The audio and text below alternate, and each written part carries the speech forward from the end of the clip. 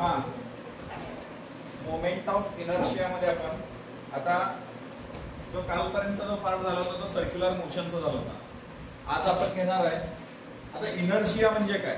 Inertia आपण कशाला म्हणतो की कोणतेही ऑब्जेक्ट जर मोशन मध्ये असेल तर त्याला रेस्ट मध्ये आणण्यासाठी जे अपोज फोर्स लागतो त्याला आपण काय म्हणतो इनर्शिया असं म्हणतो.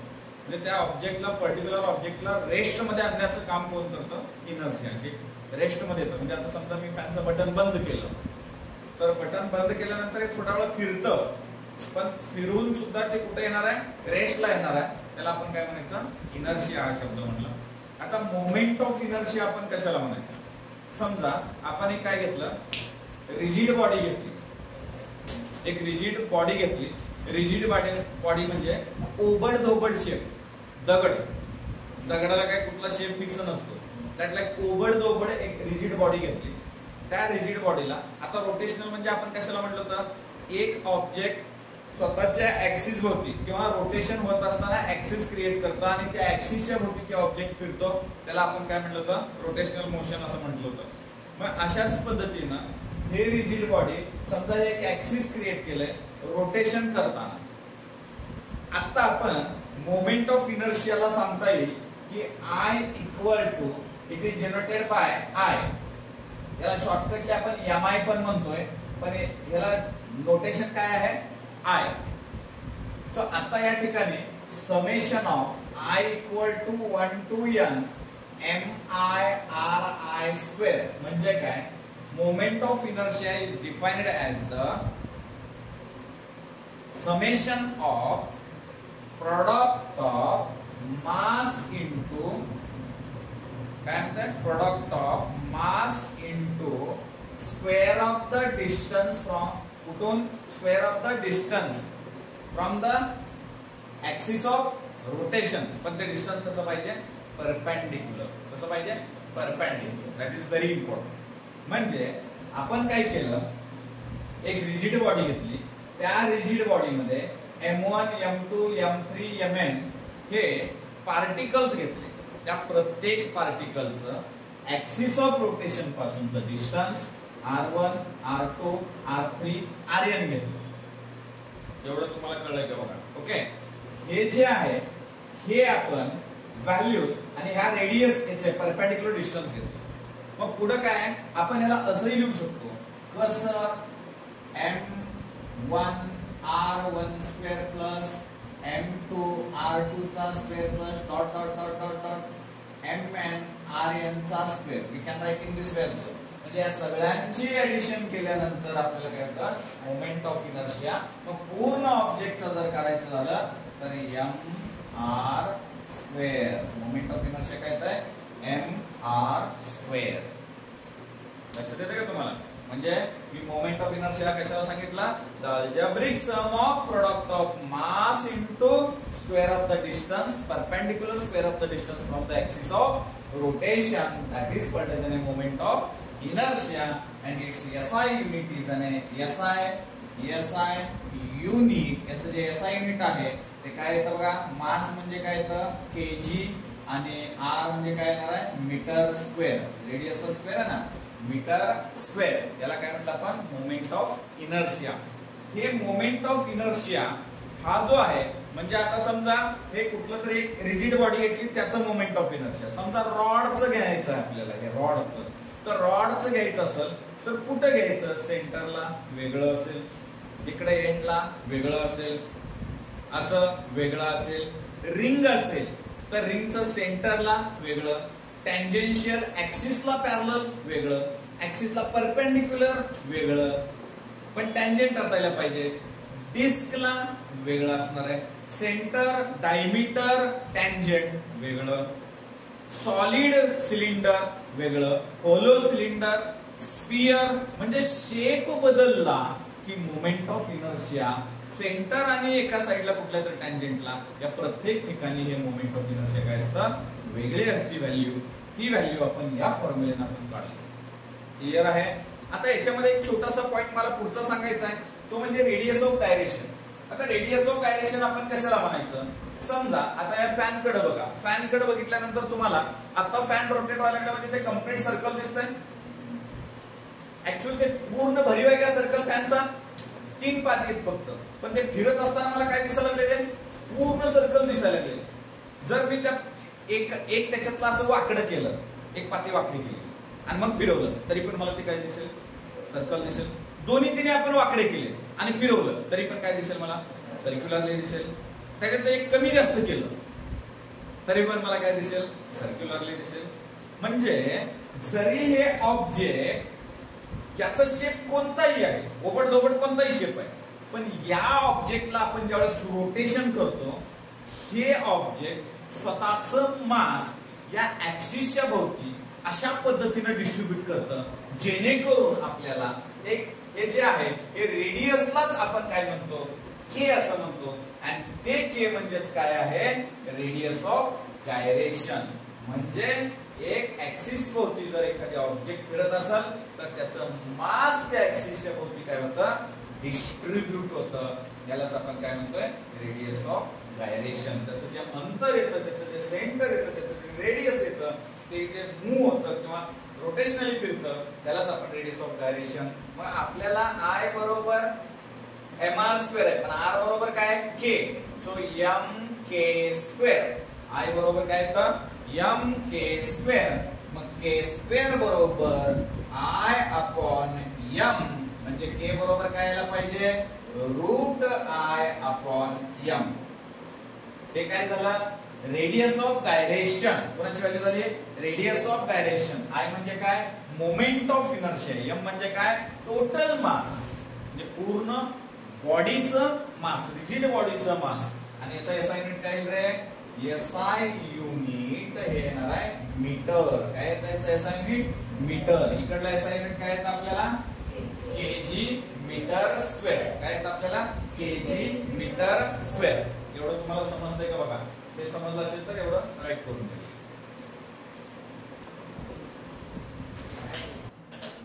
हा, इकडे लक्ष द्या. आपण जे पुढचा जो पॉइंट आहे तो पॉइंट आपल्याला घ्यायचा आहे, तो म्हणजे याच्यातला कायनेटिक एनर्जी घ्यायची आहे. काय घ्यायची आपल्याला? Kinetic energy. पण कोणाचं काढायचं आहे? रोटेशनल कायनेटिक एनर्जी काढायची आहे आपल्याला.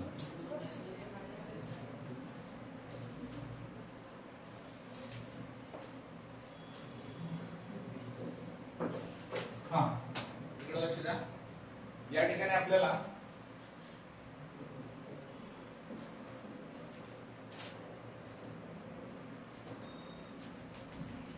रोटेशनल केई काढायचा. Rotational kinetic energy. आपल्याला ट्रान्सलेशनल कायनेटिक एनर्जी ऑलरेडी माहिती आहे. कसलं माहिती आहे? ट्रान्सलेशनल कायनेटिक एनर्जी किंवा लिनियर कायनेटिक एनर्जी काय? 1/2 mv². काय? 1/2 mv². नीट लक्ष द्या. ओमेगा काय? आता इथं काय? परत रिजिड बॉडी काढली आपण, जे आधी काढले तेच ठेवले आपण. ओके, ही डायग्राम पुढच्या 4 डेरिव्हेशनला सेमच काढायचं आपल्याला, काही बदलायचं नाही. सो त्याच्यामुळे डोक्यात फिटिंग ठेवा. जी थेरी सांगणार आहे याच्यावरची ती प्रत्येक डायग्रामला सारखीच लिहायची आहे. 1-2-3 डायग्राम. म्हणजे डायग्राम आणि थेरी हे 2 मिनिमम 3 डेरिव्हेशनला कॉपी पेस्टच आहे. काही फरक नाही, बदल नाही. म्हणून मी सांगताना पण बॅक टू बॅक डेरिव्हेशन सांगतोय. इकडे लक्ष द्या. हे रिजिड बॉडी दाखवली. रिजिड बॉडीमध्ये पार्टिकल m1 दाखवलं, त्याचं डिस्टन्स r आहे ऍक्सिस पासून, त्याची वेलोसिटी v1 आहे. m2 दाखवलं, r2 डिस्टन्स आहे, v2 वेलोसिटी. m3 v3 चा. इथं mn vn. मी इथं सांगताना काय लिहिलं बघा? Consider a rigid body, n number of particle. काय म्हटलं? Consider a rigid body, n number of particles, its masses m1, m2, m3 dot dot dot mn, its perpendicular distance r1, r2, r3 dot dot dot rn from the axis of rotation. यामध्ये angular velocity same. Angular velocity same and linear velocity different for all particle. काय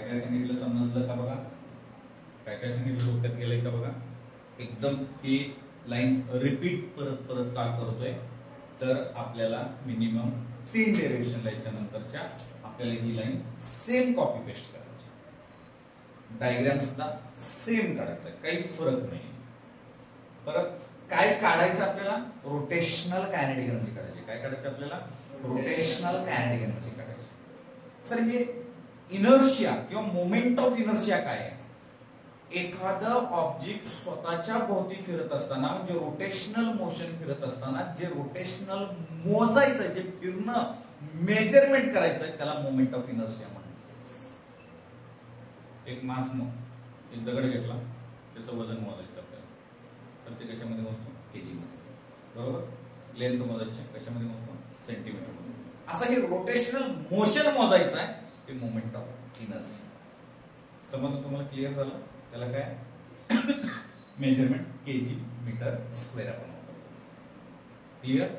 पुढं आता मला rotational kinetic energy म्हणजे हा complete particle omega same आहे, म्हणजे हा बॉडीचं रोटेशन जे होतं ते अँग्युलर वेलोसिटी, रोटेशन गोल आहे ना, त्याच्यामुळे त्याचं अँग्युलर होणार आहे. ओके, चलो ठीक आहे. आता मला इथं काय लिहायचं आहे, for m1 particle velocity v1, velocity v1. So v1 बरोबर r1 ओमेगा, v बरोबर r ओमेगा. ऑलरेडी हे रिलेशन माहिती आहे आपल्याला. सो v1 बरोबर r1 ओमेगा. मग आपण जर या ठिकाणी त्याचीच कायनेटिक एनर्जी काढलं, कुणाचं कायनेटिक एनर्जी काढलं, मास 1 साठी, m1 पार्टिकल साठी मला v1 वेलोसिटी काढली r1 ओमेगा. मला m1 पार्टिकल साठी कायनेटिक एनर्जी काढायची k1. मग मला त्या कायनेटिक एनर्जीला तुम्ही काही ठिकाणी E1 वापरले, काही तुमच्या मर्जीने. सो कायनेटिक एनर्जी k1 बरोबर 1/2 mv1 चा स्क्वेअर, m1 v1 चा स्क्वेअर. मग इथं आपल्याला 1/2 m1, बाबांनो आपल्याला v1 काय रे, v1 काय, r1 ओमेगाचा स्क्वेअर. म्हणजे मला असं लिहिता येईल का, 1/2 m1 r1 square omega square. So this is your ke1, this is your ke1, equation number 1. आपल्याला काढायचं आहे फॉर कुणासाठी काढायचं आपण आता, m1 साठी झालं, m2 साठी करू, m2 पार्टिकल काय काढायचं आपल्याला, m2 पार्टिकलचं वेलोसिटी काढायची, वेलोसिटी ती काय असते, v2. सो v2 बरोबर r2 ओमेगा. आता काय काढायचं आपल्याला, kinetic energy ke2, that is mean bye e2. So ke2 बरोबर आपल्याला काय येतं, 1/2 m2 v2 चा स्क्वेअर. मग आपल्याला 1/2 m2 v2 काय, r2 ओमेगा टाकलो मी इथं, r2 ओमेगाचा square. So 1/2 m2 r2 चा स्क्वेअर ओमेगा स्क्वेअर. हे काय आलं, ke2 आलं आपल्याला. हे काय मिळालं आपल्याला, ke2. असंच m3 साठी काय करू शकता, v3 ke3, m4 साठी v4 ke4. एक्झाम मध्ये बोर व्हायला लागले, दुसरा काही प्रश्न नाही, हेच लिहायचं आहे आपल्याला ले 10 पर्यंत. एक्झामिनर परेशान झाला पाहिजे, लेकरांना फार ह्याच्यावरून सुट्टी दिली नाही. ओके, सो इथं मी एक शब्द टाकतो, सिमिलरली. काय सिमिलरली, डायरेक्ट लिहू शकतो ना मी, ke3. सांगा बघू, ke3 डायरेक्ट काय लिहिता येईल, 1/2 m3 r3 चा स्क्वेअर ओमेगाचा स्क्वेअर. बरोबर, ओके. सो हे या ठिकाणी लिहिलं तर आपण असंच टिंब टिंब टिंब टिंब टिंब कुणाला लिहू शकतो, ke(n). So 1/2 mn rn square omega square, omega n लिहायचं ना, ओमेगा स्क्वेअर, ओमेगा सगळीकडे काय सेम टू सेम. आता आपल्याला टोटल म्हणजे रिझल्टंट केई काढायचा आहे. मीन्स टोटल रोटेशनल केई. आपल्याला काय काढायचं आहे? टोटल रोटेशनल केई काढायचं आहे. So total rotational KE, so that is KE rotational बरोबर KE1 plus KE2 plus KE3 plus टिंब टिंब टिंब टिंब KEN. बरोबर. आता थोडं इकडे लक्ष द्यायचं. KE1 2 3 4 सगळे काढलेत का आपण? सो KE1 शोधा. 1/2 M1 R1 square omega square. So put up करा. 1/2 M1 R1 square omega square. हा सो पुढं yes 1/2 M2 R2 omega square plus same 1/2 M3 R3 square omega square. टिंब टिंब टिंब टिंब टिंब टिंब टिंब इकडे खाली लिहितो जरा. पुढे पोहोचतंय 1/2 MN RN square omega square. Square आहे का? अभी बरोबर आहे. आता याच्यात काय सेम टू सेम दिसतंय का? यस 1/2 ओमेगा दिसायला लागले बाळांनो. काय दिसायले? 1/2 ओमेगा. ब्रॅकेट मध्ये काय राहतंय? M1 R1 square M2 R2 square M3 R3 square टिंब टिंब टिंब टिंब टिंब MN RN स्क्वेअर. बराबर. इथपर्यंत ओके. चलो ठीक आहे. So that is equal to 1/2 omega square आहे ना रे. Omega square. Okay. So bracket मध्ये काय राहतं? याचं असं लिहू शकतो का? Summation of I equal to 1 to N MI RI square. Okay. MI म्हणत बसायचं नाही. आता इथं काय? इथं टिंब टिंब टिंब टिंब दिलं. I बरोबर summation of I equal to 1 to N MI RI स्क्वेअर. दॅट इज मीन बाय काय आपल्याला? Moment of inertia. सो केई रोटेशनल बरोबर याला काय टाकलं? I. लिहिताना आधी लिहितो. तर अजून लिहिलं तर काय होतं? इथं बघा की 1/2 ओमेगा स्क्वेअर आहे. वाचायला छान वाटतं का? 1/2 ओमेगा स्क्वेअर. नाही बरोबर नाही वाटत ना. आता बघा 1/2 I ओमेगा स्क्वेअर. अभी अच्छा लग रहा है. बहुत अच्छा लग रहा है. आता जेव्हा 1/2 I ओमेगा स्क्वेअर वाचायला छान वाटतं म्हणून शिफ्टिंग करायचं आपण. हे काय आहे? Rotational kinetic energy. कोणतंही ऑब्जेक्ट जर रोटेशनल मोशन मध्ये फिरत असेल तर त्याचं कायनेटिक एनर्जी किती असते? 1/2 I ओमेगा स्क्वेअर. लिनियरचं काय आहे? 1/2 MV स्क्वेअर. लिनियरचं काय? 1/2 MV स्क्वेअर. हे इथल्या इथं गोल गोल फिरलं तर असं आहे. बरोबर. सर हे गोल गोल फिरत पुढे गेल्यावर बरोबर ना. मग हे पण आहे आपल्याला लास्टला बघायचं आहे. त्याला असं गरगळीत सोडायचं आहे. गरगळीत समजतं ना. या वर सोडून दिलंय. गोल गोल गोल गोल गोल गोल गोल फिरत जाते. हे पण फिरतंय पुढं पण जातंय. सर याच्यासाठी आपण वेगळं लिहिणार आहे. त्याला आपण रोलिंग असं म्हणतो. तर ते पुढे बघणार आहे. पण सध्या हे तुम्हाला इथलं थेरी कशी लिहायची हे समजलंय का? हे कसं राईट करायचं हे कळलंय. हे बोर्डाला 3 मार्कासाठी असतं. किती मार्कासाठी असतं? बोर्डाला 3 मार्कासाठी. आणि सीईटीला शेवटचं एवढंच आवडतं. ओके. सो या ठिकाणी हे जे क्वेश्चन आहे तो आपण ते फॉर्म्युला लक्षात ठेवायचा. क्लिअर आहे? कारण या ठिकाणी हे डायरेक्ट असं देत नाही. इथं मोमेंट ऑफ इनर्शिया वेगवेगळ्याचा देत आहे. राईट.